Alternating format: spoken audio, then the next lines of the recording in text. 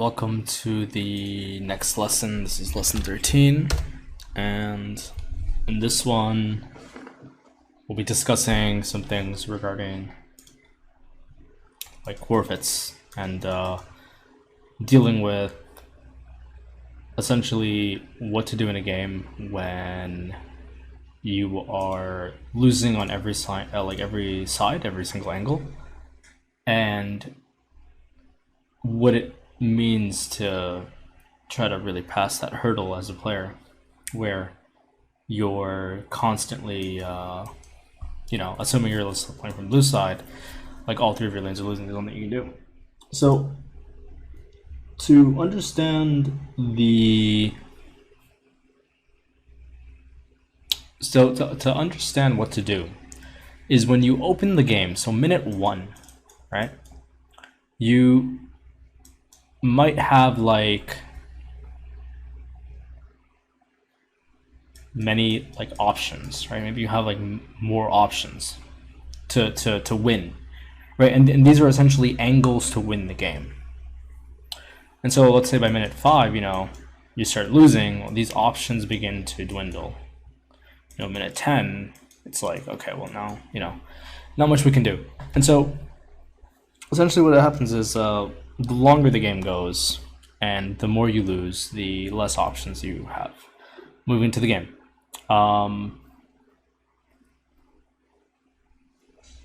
Right? Because like your team is just running it down, assuming for like 10-15 minutes straight your team is just losing.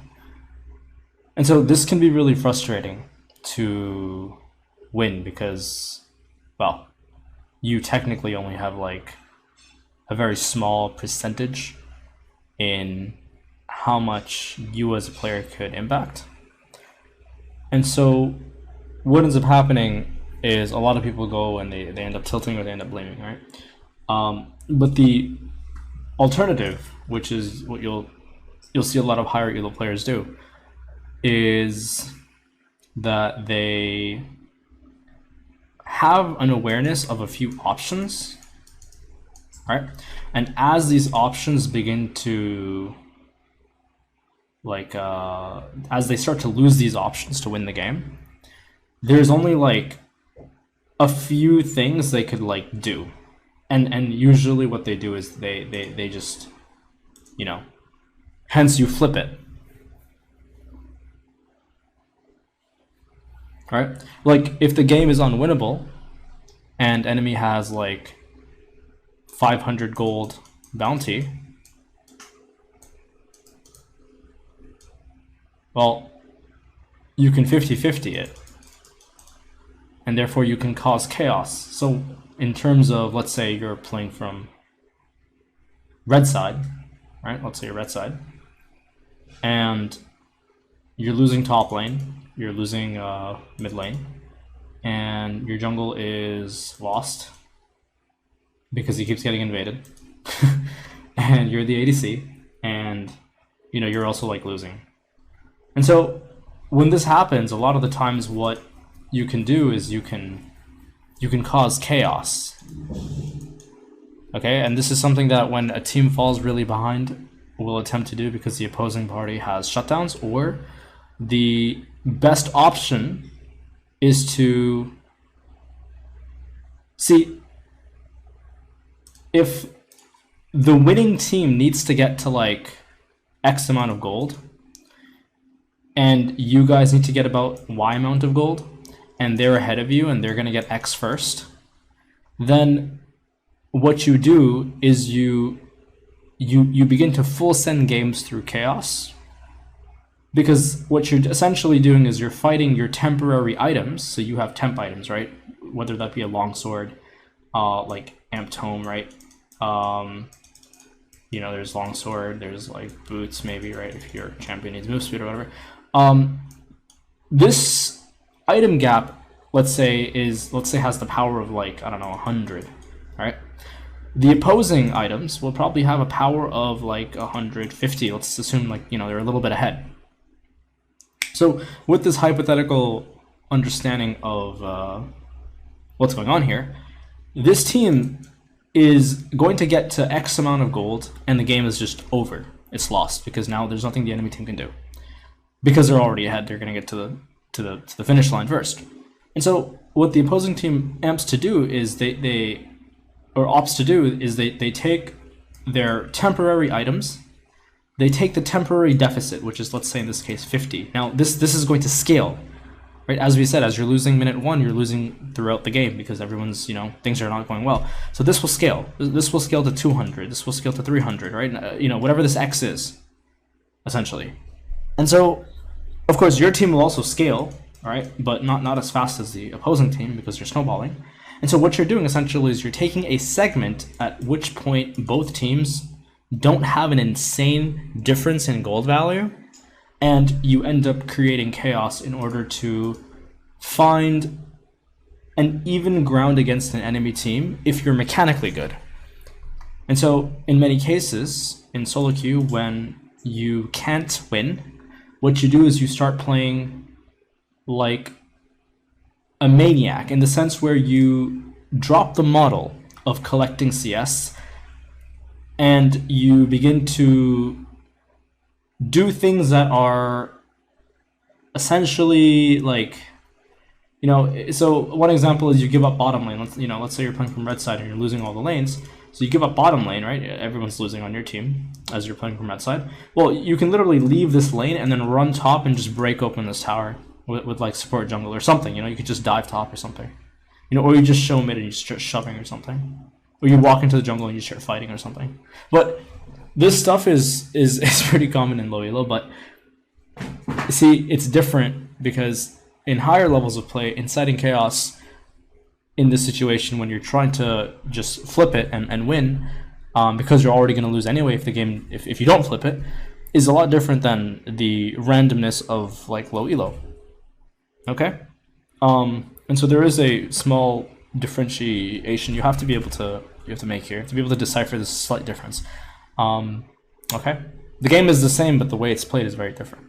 And so what we want to do as viewers, as people that are watching educational content, is to, well, in essence, take what a higher level player does and begin to mimic it, right? And so you're going to notice maybe some of this when I play the game.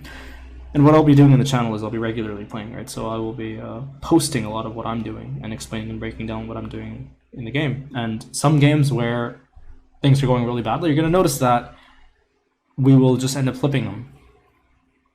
And of course, we're going to do this throughout the ranks of both the lower ranks and higher ranks, right?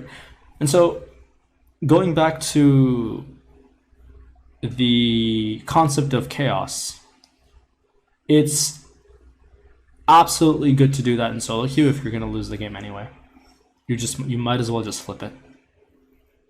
And a lot of the times, if your flip turns out well, usually it doesn't, right? But a lot of the times, if the flip turns out well, you've actually evened out the game.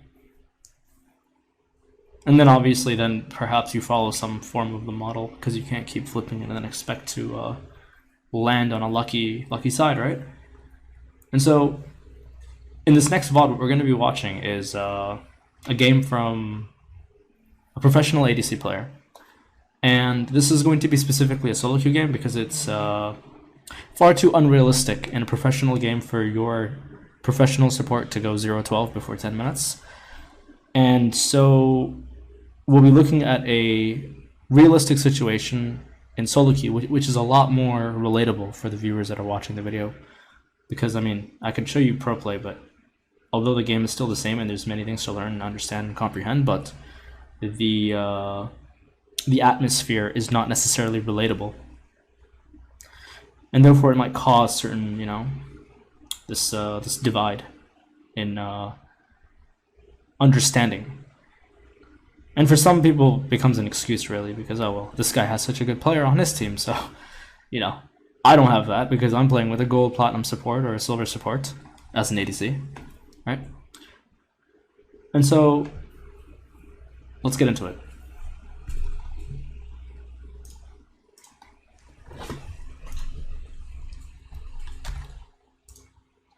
Okay, we're gonna speed VOD. It's gonna be a quick one. So bear with me, we're gonna rush through this one a little bit fast. Okay? And we're just gonna be talking about really key points. Just the fundamentals, just the basics. Okay, so enemy is Kai'Sa Nautilus. Fun, you know, and it's really awkward when Kai'Sa just gets like multiple stacks on you. There's something you can do. Pretty good lane, very strong, but we do have range advantage. We have a we're losing push early in topside because we're Nectin, but eventually Gragas will get items and potential to push back. We're definitely losing push in mid because there's a major range disadvantage, and so Vi's gonna have a lot of hard time playing like on the top side of the quadrant for a little bit. And so obviously there's potential to push in bottom lane because both supports are melee. And then Varus actually has a slight range advantage into the Kai'Sa. So see what's happening here. The way they open the lane, we see that Viper is just looking for auto attacks. So what's going to happen if he autos? He's going to generate minion aggression. He's going to take the minion aggression. He's going to pull it back. Hence this click here. Okay. He knows he's going to generate minion aggression, and so he moves back up because these minions are going to be dragged down. Kai'Sa looks for the Q for the auto. Isn't able to thin out and get all the minions, so the Q is a little bit premature in the sense where she's gonna have a harder time getting these 2 minions. And so now what ends up happening is because her next click is attempting to go for these minions and obviously away, he just uses an E. Ends up clipping her.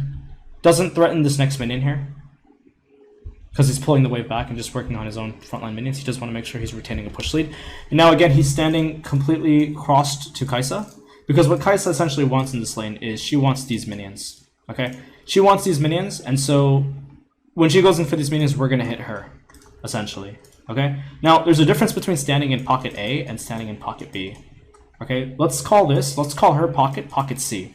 So, essentially, if we want to attack pocket C, then we do it through pocket B. We don't do it through pocket A, because if we do it through pocket A, we're going to have issues with Nautilus, and then on top of that, although we're going to dodge minion aggression, we're going to end up eating the full brunt of Kai'Sa's Q when it comes back up. Likewise, pocket, I already used the letter C, didn't I? Likewise, pocket D is pretty useless because it achieves us nothing. So is pocket E, so is pocket F, so is pocket G. All of these pockets don't really mean anything for us. Okay? We only want to focus on pocket B because it's exactly in reference to Kai'Sa going in and standing in pocket C, because we're standing based on what Kai'Sa wants. And likewise, this theory would, this concept applies like vice versa as well, right? And so at this point in the lane, what is essentially happening is, well, there's 2 factors. There's kind of 2 dimensions you want to be looking at this. The first dimension is the more micro dimension between the two ADCs here. And the second type of perspective is really on like what is happening on the map. And both of these things are very interconnected. And we're going to talk about exactly what's happening on both fronts. So in the front of the micro, we know that Kai'Sa wants to get this minion. And because Kai'Sa wants to get this minion, there are a number of locations that Varus can stand, and he wants to just try to auto the Kai'Sa. Now, whichever minions that Varus has to last hit next, he's going to then be standing in a pocket that's going to be relevant to that. So let's say, for example, that Varus wants these 2 minions, because let's assume that these casters hit these 2 backline casters first. If this is what's going to happen, then Varus could literally move down and stand in pocket, let's call this pocket A. Okay, he can stand in pocket A. Now, when he stands in pocket A, Kai'Sa can't do anything to him across, all this distance, and she wouldn't want to, because if she does, she will generate minion aggression, and then that's not good, because she doesn't really have any form of sustain other than like the sacks, right? And so when this is the case, he can move down because he wants this pocket is in relation to these 2 minions. But if Kai'Sa on this hand, she can't do that, because let's assume that she wants these 2 minions. Well, in this case, then we can hit her when she goes for these minions. Okay, so this is kind of like the space. This is the difference at which you want to start looking at the game. The perspective has to be, okay, can I go for this guy when he goes in for these minions? And that is really more towards whoever has like a ranged advantage. In this context, notice what's going to happen. So in this case, you see that this is the minion that is going to get last hit first, because all of his casters are on it. He moves back to hit this minion because he knows Kai'Sa can't do anything to him. He autos, Kai'Sa autos, and so essentially it's a stalemate. So Kai'Sa takes this, Varus takes this, Kai'Sa backs up. Varus gets an auto off, he drags the front casters a little bit back, he retreats again because the front casters change aggro. And now, as you can see, what's happening here is that there's a slight push lead. Okay, so that's more of the micro transactions that are happening in the lane. Now, when we look into the perspective of more of a map, like the overall map, we're gonna notice what happened in the beginning of the stages of the lane. We know that Viego, who is the enemy jungle, is starting bottom side because we see that Renekton ended up showing very early into the lane and started laning against Dargus. Because we know that Viego is most likely down here and he's starting here, he has a number of options. He can go from point A to point B, which would be quite standard. Okay. Likewise, he could go from point A all the way to point C. Now, point C is dangerous because if point C ends up happening, then Vi walks into an empty jungle. If point C is happening and Vi realizes that point C is happening while she's, let's call this point D, then she's going to try to run to point B, which in that case she won't be able to because she doesn't actually have any priority. Not to mention she has no information if there's any vision in the river, and if so the opposing team sees her crossing, then they're going to collapse first, and at that point she's losing everything. She's losing all forms of tempo. And so in this regard, right, the problem that's happening with the team that we're looking at from Viper's perspective here is that there's no ward in the river, and so you don't know whether Viego is going from like his jungle, point A to point B in this case, or point A to point C. We have no idea, and we're really hoping that he does a standard start, because if he ends up doing a cross map, right, where he goes from point A to point B in this case, then bot lane is very vulnerable. And likewise, Vi is going to have a lot harder time going and ganking lanes that don't have don't really these lanes have priority, and therefore they can ward first, and therefore they can move away first, right? Like Gragas and Annie, they need items before they can like start pushing the lane a little bit harder in comparison to like Azir or Renekton in the early stages of the game. Okay, and so fast forwarding a little bit, level 2 is coming out. And so again, this is the first error here, and this is the first error here is that you see that people don't know how to give up level 2 even in Challenger. I don't know why Thresh just doesn't count how many minions are dying and doesn't realize that he's about to lose level 2, and so he ends up getting caught. Right, this is pretty classic mistake. This happens in like Bronze, this happens in Challenger, and so obviously Viper would be naturally a little bit frustrated. But again, it's a very uncomfortable position to be in because we still don't know what Viego was attempting to do. We still don't know exactly what Viego is. So now here Vi is going to walk in either into an empty jungle, and if she doesn't walk into an empty jungle, then we know that Viego is on his top side. Which in this case, the only alternative then is Annie just makes sure she hovers to the south side of the lane, or I guess not the south side, but the east side of the lane, which would be like maybe here, this way, bottom side. And this guy makes sure that he just doesn't, he's never in a position that will just like, oh, he's going to get dove or something, right? So he doesn't want to like trade in a way where he just gets dove. So Viper flips it a little bit, ends up taking a Nautilus Q to the face and ends up having to flash the Kai'Sa W, which is really, really sad. He should not have done that. This is more of like a discipline thing, really. And then now what's happening is Vi assumes that Viego started her bottom side. I don't really know. But she runs to the red, and there he is. Great. So then Thresh ends up dying the second time, which is really bad. Now Viper has to give up the wave. Now a lot of ADCs would be like, I have to get the wave, right?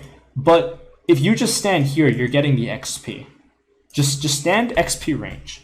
You don't have to walk up. If you walk up, you're gonna get killed. Viego's probably going to Golems. I have no idea what his CS is, by the way. Can we see? 17?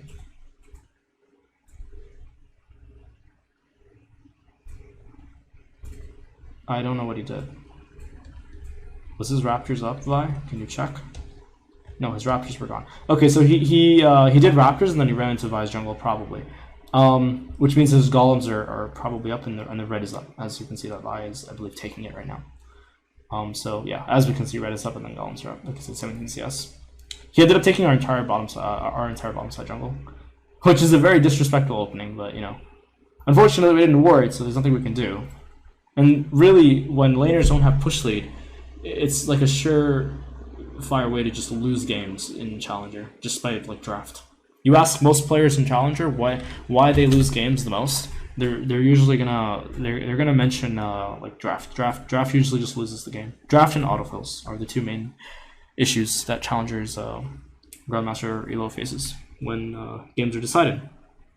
So if anyone is autofilled, the game is like automatically lost because the difference is too high. And if anyone is like if you draft like ass, then obviously you're gonna lose anyway.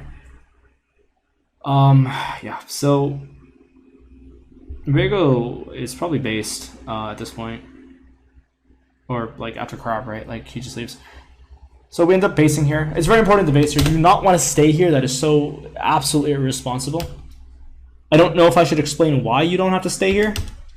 I feel like it should be obvious. You're not going to be able to crash this cannon wave with no HP unless you want to get frozen on and lose the game. So we see the Viego. I have no idea what the hell he did. 21 CS. Okay, so he did crab, now he's moving to the top side. So his top side's actually up. So Vi wants to attack his top side, as you can see, she's picking towards the crab. But the problem, again, stems from like, okay, well, you're not going to have any priority in the top side. Right, so now, by moving into the top side jungle, you're probably going to lose.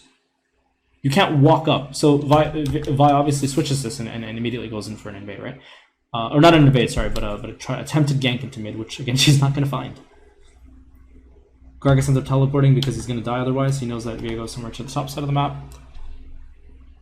And now, looking back at the game in a more micro perspective, at what is happening with Viper's lane. Is he back? He's back with Shard. That's nice.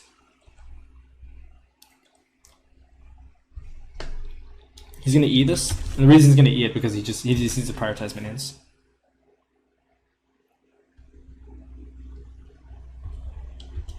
At this point in time, he's walking up. He's going to stand here because Kai'Sa wants to go for this minion. Same concept. If Kai'Sa is standing in pocket A, Varus is going to attempt to stand in pocket B, allowing him to potentially look for an auto while simultaneously defending himself from any Nautilus Qs because he has the wall of minions here as well. Obviously, he has Thresh as well with them, right? And so then, obviously, what he would do then after that is he would take these minions because he would generate aggro from this minion and then he would just pull it back. Which would be like the natural thing to happen because he doesn't want to like take damage from minions. Obviously, in response, what Kai'Sa does is because she knows that Varus will hit her, she just simply moves to the south side. And now all of a sudden, Varus, if he's, let's call this pocket A, not going to be able to do anything if Kai'Sa stands in pocket B. That's why you're going to see its transition from the top side of the lane down to the bottom side of the lane because it's in respect to this minion here.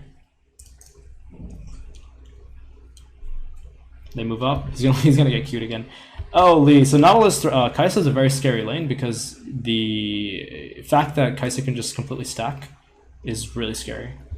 Viego ends up meeting the Vi. Vi ends up getting crab. Viego is fighting. Vi is probably just looking for the smite fight to try to even out the game. And then Viper finally, again, you know, Viper's like losing his mind down here. And I don't believe that they win this. Oof, that's tragic. So at this point, Viego's bottom side has respawned. Vi's entire jungle is also up, and now it's like, okay, well, what does Vi do? They should die. Yeah, all three of them just base here. Vi runs to golems, which is like, there's not much she can do. The game is very, very in a lost state at the moment. Viego's going to run to his raptors, probably. What was Viego recalling for so long? He's going to base for what? God, he's going to do wolves and then he's going to base.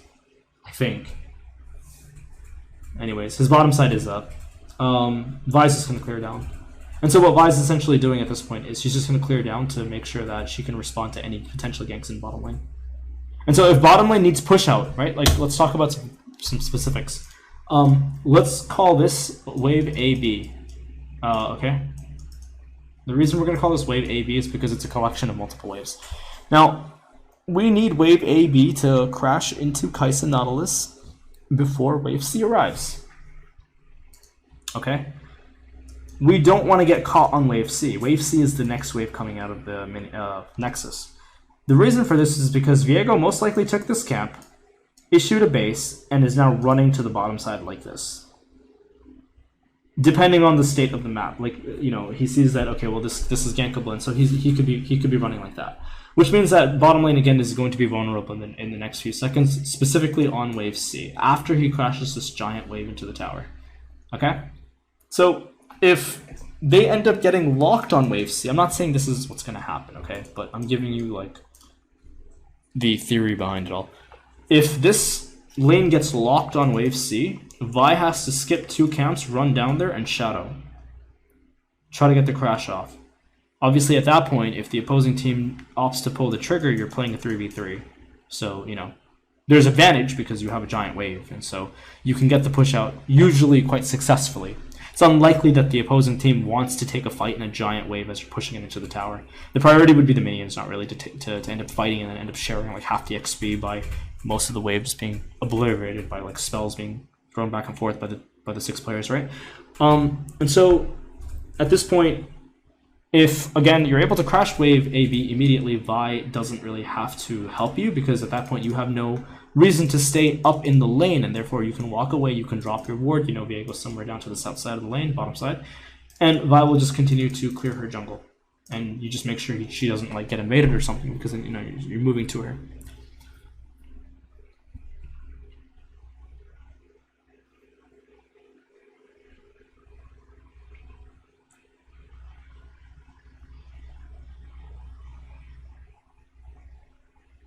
So what they're getting, so again, like look what's happened, right? Like they're pushing the lane, and now the lane is in trouble. Now they die. Viego is gonna show up soon here because they got locked for wave C. Where the hell's Viego? Come on, man. Where are you, Viego? There you are. A little bit slow, a little bit late, but he's there. You know, a little bit slow, but he's got the right idea. Anyways, as we said, wave C is the wave of death in this case. Okay. So the alternative here obviously would just be to chill the hell out, acknowledge that you have a freeze, drop the ward in the river, and tell Vi to get the hell off of wolves and help us get the crash off. At this point in time, as you can see, if Vi did end up doing that, if she ended up giving up wolves, what would end up happening is Annie would also end up pushing the lane in, and she would end up moving into the river with Vi. And so then when you have 2 players moving down like this, and these players just standing here, knowing that Viego's down here, all of a sudden the enemy team on the red side, or I guess on the blue side here, the enemy team, so not on Viper's team, is like a little bit hesitant to make this play, right? So obviously, this is very high level solo queue, but you can see that even the highest levels of solo queue are lacking in. Holy, what a queue! By the way, that's crazy. I thought maybe Thresh was trying to flash, and so if he flashes, he changes the direction at which I don't even know what was happening there. Anyways, yeah. So now the game is really ugly. But Vi is just doing Gromp, right? And now it's really awkward. Oh, does Chippers? No, it doesn't. It's 7-0. Not much can be done. Wave is bouncing back. Viego should be back onto the top side of the map now. Shelly is looking to be the play. Most likely what's going to happen is Shelly has to be given, considering the fact that you have no prior in mid and top side, including the fact that we are just totally losing the game. And so we're going to give it up. We're just going to keep laning. Just going to shove. We're going to base. Shelly's gone. We're not playing for Dragon because, again, I think that they're not looking to trade. And so this comes back to the idea of making a cross-map play, right? Like, for example, if we know this is the objective, at like 6 minutes and 30 seconds, we should know that, or not even 6:30, 7:30, we should know that, okay, well, Shelly's gone, let's try to cross-map the play. Let's try to just do Dragon. But the team on the Viper side isn't even able to do that. Now, this is probably maybe because they're just scared, or don't have vision, or vice tilted, or really, I don't know. But they're not able to get any cross map off because they're extremely behind, and so now Dragon is again like a little bit flip, but it is still a cross map play. Because we're under the assumption that they attempt to take Shelly. Now, if you don't know if they're on Shelly or if they're on Dragon, okay, I understand, right? Like, yeah, I get that. But the goal in that case would be to know that wow, that guy is just so good at analyst. Is to know that the team has to make, it's either A or B. You know, it's like putting out your hand and then telling, you know, someone to guess which hand you have like the object in or whatever, right? So it's either A or it's B. So you can move up and try to find information to know if it's A or if it's B. If it's A, then you pull your momentum to B, and if it's B, then, well, maybe you can pull your momentum to A. If you can't do both, then okay, whatever. Just give both of them up. It's fine. You have to flip it later. you have to wait. You have to hope that the opposing team loses or does something absolutely 그냥 다음 게임 awful 하고 to the 싶어요. point where you come back and you can 거기서 find some form of leverage against the opposing side, right? Anyways, I don't even know how this game goes, but I mean, he's just dying permanently. Yeah, so at this point, they've bled out too much, and because they've bled out too much, there's no winning. There's no going back, right? And so the game does just lead to an FF. The higher elo you go, the harder it is going to be to come out with a solid lead. Well, it's like come back with like a solid comeback.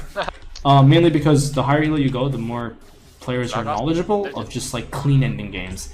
Although even in Challenger, people tend to flip it because they want to limit test and stuff. What the? So obviously there's a lot of mid game to be played out here. And they're actually holding up. Like the game has lasted quite a long time. And they actually win the team fight eventually. And they eventually lose. I mean, I could go over the whole thing, but we'll save that for when we go into like more of the so like into like lessons 30, lesson 40, lesson 50s. Like I'll be going over whole games, and that will be like 3-hour, 4-hour long videos. So I mean, I just want to start off short. I want to start off this with basic concepts of okay, well this is laning. So alright guys, this is it for this video. I am hoping that you enjoyed it. I will be posting quite regularly, so if you have any questions about anything, you can feel free to post your questions either on my Discord and highlight me, or you can just DM me directly. And yeah, we will keep on going through all these lessons, so stay tuned. I will see you guys for the next video. Take care and bye.